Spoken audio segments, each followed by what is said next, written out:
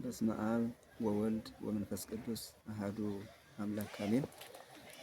በቅድሚያ የኦርቶዶክስ ተዋሕዶ እምነት ተከታይ የሆናችሁ በውጭም በውስጥም ያላችሁ በልዑል እግዚአብሔር ስም እንደምን አደራችሁ ብዬ እኔ የምገኘው በሰሜን ጎጃም ሀገረ ስብከት በሰሜን ሜጫ ወረዳ ቤተ ክህነት በመራዊ ከተማ የማኅደረ ስብሐት ቅድስት ማርያም ቤተ ክርስቲያን አስተዳዳሪ ነኝ። መልእክት ማስተላለፍ የምፈልገው ነገር ቢኖር ይቺ ያለሁባት ገዳም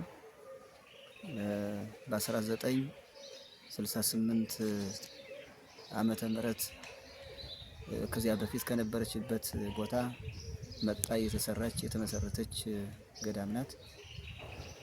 ቤተክርስቲያኒቱ ከተክላ ወይም ተሰርታ ከተመረቀች በኋላ በ1969 ዓመተ ምህረት እንዲሁ የሰንበት ትምህርት ቤቱ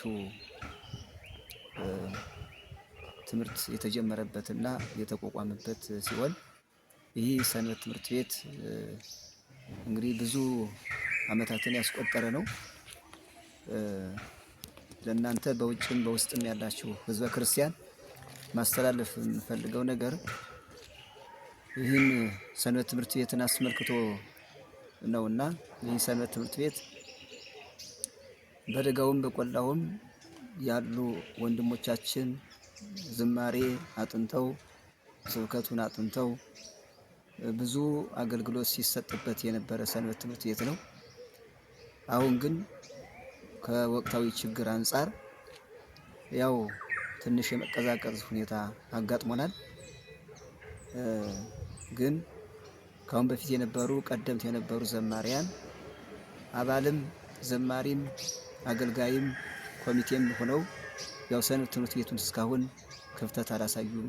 እየዘመሩ እያገለገሉ አስፈላጊውን አገልግሎት እየሰጡ ይገኛሉ። ስለዚህ አሁን በየዓመቱ ያው ትንሣኤን ምክንያት በማድረግ ነዳያንን ለማግደፍ ከህብረተሰቡ እየለመኑ ነዳያንን ያገድፋሉ።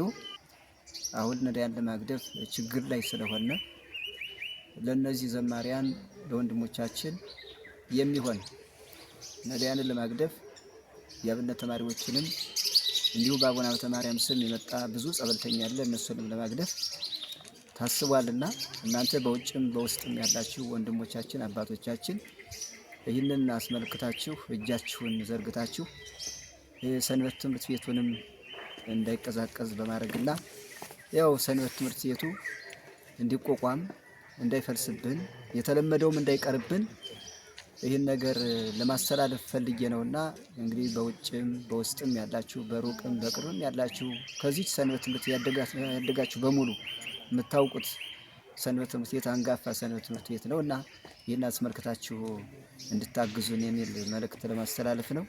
እንዲሁ እኔንም እንድናገር ይፈቀደልኝ እናንተም እንድሰሙ የፈቀደልን አምላካችን ክብር ምስጋና ይድረሰው። ወስብሐት ለእግዚአብሔር።